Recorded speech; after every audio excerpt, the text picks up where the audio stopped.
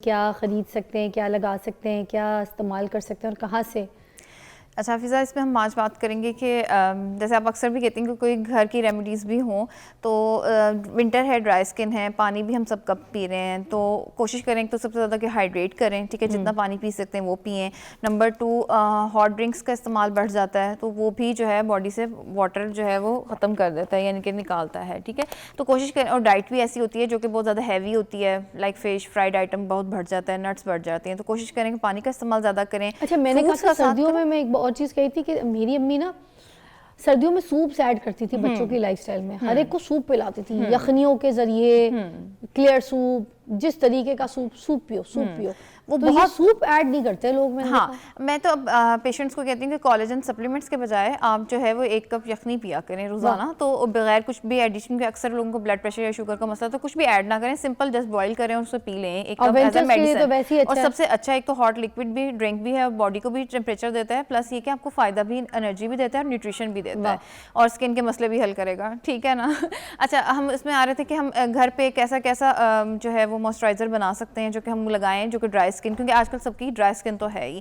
तो हम इसमें सबसे पहले ये कर सकते हैं कि हम aloe vera gel, 3 tablespoon aloe vera gel लें, और उसमें 1 टेबलस्पून क्रीम फॉर्म में लेना है या फिर हमने ताज़ा लेना है? कोशिश करें कि अगर मेडिकेटेड या जो बाजार में आए हुए हैं वो थोड़े प्योरीफाइड होते हैं, तो या फिर घर का अगर लें तो बहुत अच्छी तरह साफ करके उसको लें, क्योंकि ऐसे ना रॉ ले लें और वॉश ना हो तो प्रॉपर वो फिर मसला करता है। इट्स बेटर कि आप पैक ले लें, पैक बहुत अच्छी रीजनेबल प्राइस में मिल जाता है आजकल, सो आप उससे बहुत अच्छा सारा मॉइस्चराइजर बना सकते हैं, ठीक है।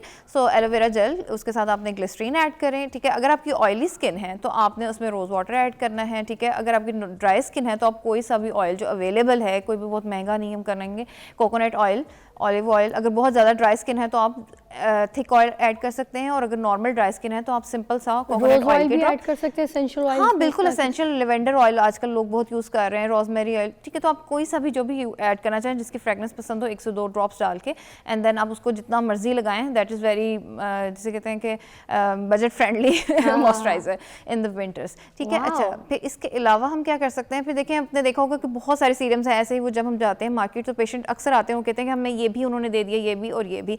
तो मैं पेशेंट्स को एक तो ये गाइड करना चाहूँगी कि सबसे पहले अगर आपकी ड्राई स्किन है तो कोशिश करें कि हाइड्रेटिंग प्रोडक्ट्स का इंतखाब करें, ठीक है, जो आपकी स्किन को सॉफ्ट एंड मॉइस्चराइज करें। उसमें सबसे सिंपल जो आ जाते हैं आपके पास, वो एलोवेरा जेल है, ठीक है, सिंपल मॉइस्चराइजर हैं जो कि नॉर्मल टू ऑयली स्किन के लिए बने होते हैं, वो आप ले सकते हैं।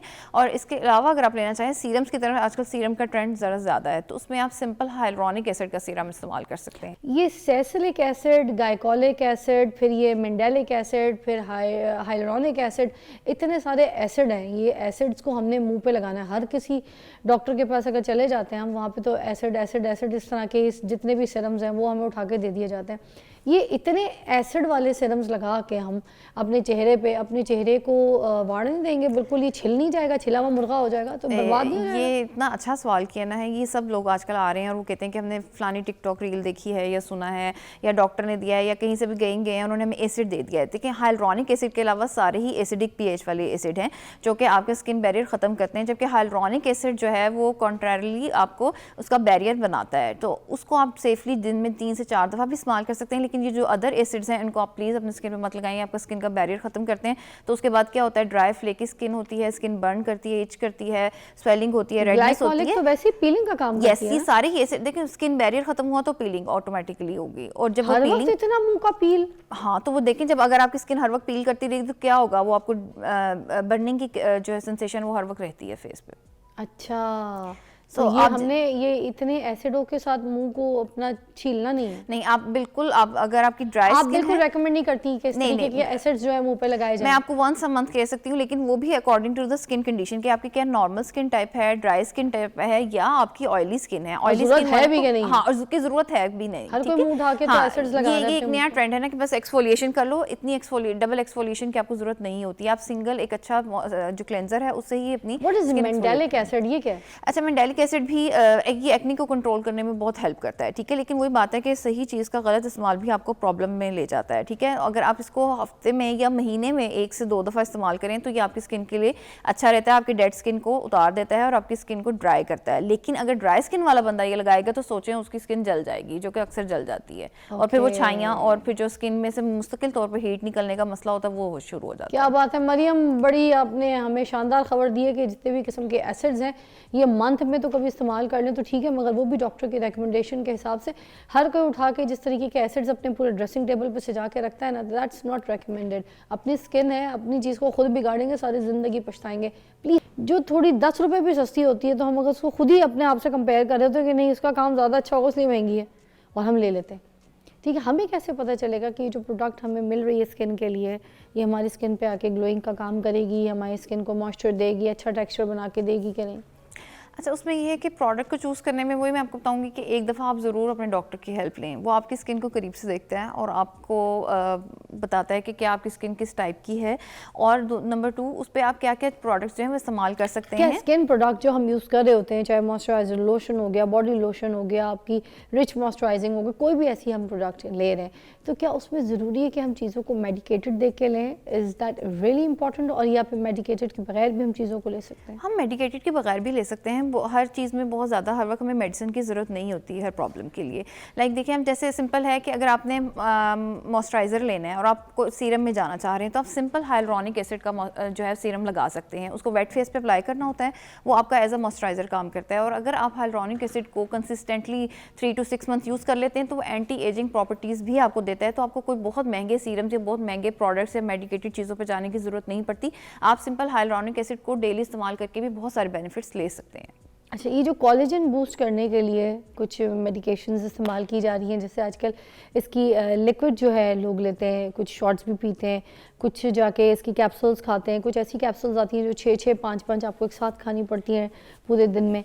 तो ये कोलेजन आपको पता है टैबलेट्स वगैरह भी आ गई हैं जो कि बहुत ट्रेंडिंग में, और डॉक्टर्स भी कहते हैं कि कोलेजन टैबलेट्स लें या कोलेजन सप्लीमेंट्स, इस तरह की चीज़ें। तो आप क्या कहेंगे इस बारे में, कितनी ज़रूरी है? अच्छा, कोलेजन जो है कोशिश करें कि डाइट से पूरा कर लें। पहले ज़माने में तो कोई कोलेजन की ऐसी टैबलेट्स के बारे में सुना भी नहीं था, किसी ने खाया। और जो बहुत बड़ा कैप्सूल है या इस तरह से कोलेजन का मॉलिक्यूल डायरेक्ट एब्जॉर्ब नहीं होता, इसके साथ हमें विटामिन सी या हमें कुछ और चीज़ें जो हैं वो लेनी पड़ती हैं, ठीक है। सो जो इतने बड़े बड़े हम कैप्सूल्स या वो खा रहे हैं तो मोस्टली वो एब्जॉर्ब नहीं होते और वो यूजुअली पास आउट हो जाते हैं। तो जैसे ग्लूटा की कोई भी हम कैप्सूल या फिर अगर टैबलेट खा रहे हैं तो उसके साथ हमें ये विटामिन सी लेना पड़ता है, इसका सोर्स है ना। इसको लिए भी हमें कोलेजन के लिए भी हमें उसको ब्रेक डाउन करने के लिए, उसको सॉल्युबल बनाने के लिए कुछ और चीज़ें लेनी पड़ती हैं। अच्छा। तो इट्स बेटर कि अगर आप नहीं अफोर्ड करते तो आप सिंपल जो डाइट की फूड हैं उनसे भी अपना कोलेजन पूरा कर सकते हैं। और नंबर 2 जो फिर अगर आप लेना भी चाह रहे हैं तो आप अपने डॉक्टर से ज़रूर इसमें हेल्प लें और उसको प्रिस्क्राइब करवाएं कि आपको कौन सा कोलेजन जो सप्लीमेंट है वो आपके लिए ज़रूरी है। अच्छा, ये कोलेजन जो अगर हमें खाने में चाहिए तो वो कौन कौन सी चीज़ों से हमें मिल सकता है? जैसे अब हम किन चीज़ों में फूड्स में देखें तो हमें सबसे अच्छा मीट सोर्स है आपका, जिसमें कोलेजन सबसे ज़्यादा होता है, ठीक है। जिसमें अच्छा। पाए हैं, उसकी यखनी है, आप बोन ब्रॉथ यूज़ करें, ये सबसे अच्छा नेचुरल और सबसे सस्ता सोर्स है जो कि आपको इजीली अवेलेबल है हर जगह पे। ठीक है, ये पाए जो अभी सर्दियों में आ गए तो मुझे लगता है घर में भी बनाएं और बाजार से भी जहाँ जाते हैं तो पाए खाए पिए, यखनी जो सिंपल जाए है जो सिंपल यखनी मिलती है, अक्सर लोग यखनी पीते हैं एज अ, वो भी ये जो मुर्गियाँ होती हैं देसी मुर्गियाँ, उसकी भी यखनी पिए तो वो भी कोलेजन होता है? यस यस, बहुत। या सिर्फ मटन की सोर्स? देखिए वो है, आप जो अफोर्ड कर सकते हैं, इसमें कोई खास वो नहीं है, लेकिन देसी चिकन डेफिनेटली बेहतर होता है बॉयलर से। बॉयलर में नहीं होता? नहीं, बॉयलर में नहीं इतना फर्क पड़ता। अच्छा, और ये जो मुर्गी के पंजे होते हैं सुना है उसमें भी बड़ा कोलेजन होता है, इज दैट ट्रू? हाँ, उसके भी जो यखनी बनती है वो बहुत इफेक्टिव होती है, वो आप अगर डेली लें तो उससे भी बहुत फर्क पड़ता है। अच्छा, मेरी एक दोस्त थी, उनके घर में ना इसी तरह पंजे पक रहे थे तो मुझे उसने कहा कि इसमें बड़ी ताकत होती है, यखनी हम बच्चों को भी पीते हैं, पिलाते हैं, इसका सूप बन रहा है। तो पंजे में ढक्कन हटाया तो पंजा बिल्कुल ऐसे ना बाहर, तो मैंने भी उससे हाथ मिलाया और तो ढक्कन यखनी आप उसकी पी सकते हैं। यखनी वो ये एक अच्छा सोर्स है, आप मतलब इंस्टेंटली आपको मिलता है, उससे बूस्ट मिलता है। क्या बात है। अच्छा, अब हमें ये बता दीजिए कि हम बाज़ार में जब जाते हैं कोई क्रीम हम पसंद करें तो हमें उसमें ऐसी कौन सी चीज़ें देखनी चाहिए, ख़ास तौर पे ग्लोइंग स्किन के लिए? तो आपको पता है दुनिया पागल है कि थोड़ी सी स्किन चमक जाए, पॉलिश हो जाए, जरा चमक अच्छी पर्सनालिटी में आ जाती है। तो मुझे ये बता दीजिए कि हमने उस क्रीम में क्या देखना है, कुछ चीज़ें ऐसी जो हों उसकी वजह से हम ना लें? क्या कोजिक एसिड, कोई ऐसी चीज़ें जो लोग कहते हैं कि होनी चाहिए क्रीम्स के पीछे, तो वो आपकी स्किन को चमका देगी, साफ कर देगी। Is that true?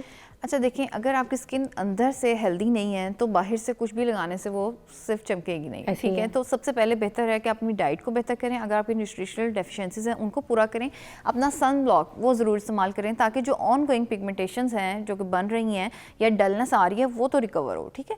नंबर 2 मैं आपको कहूँगी कि उसके बाद अगर आपने कोई भी ऐसी प्रोडक्ट इस्तेमाल करनी है उसमें सबसे बेस्ट है आप हाइलुरोनिक एसिड का चूज़ करें और सिंगल इंग्रेडिएंट यूज़ करें। बहुत ज़्यादा मल्टी इंग्रेडिएंट के साथ जो है वो प्रोडक्ट इतना अच्छा नहीं रहता, तो आप एक सिंगल जैसे कि हाइलुरोनिक एसिड है वो इस्तेमाल करें या विटामिन सी है वो फिर भी बेहतर रहता है, ठीक है। फिर तीसरा आ जाता है लाइक अगर आप जैसे कहेंगे कोई भी वाइटनिंग में जाना चाहते हैं तो उसमें यूजुअली विटामिन सी, ठीक है, अल्फा आर्बुटिन, कोजिक एसिड और ग्लूटाथान भी आजकल उसकी क्रीम्स भी अच्छी आ रही हैं।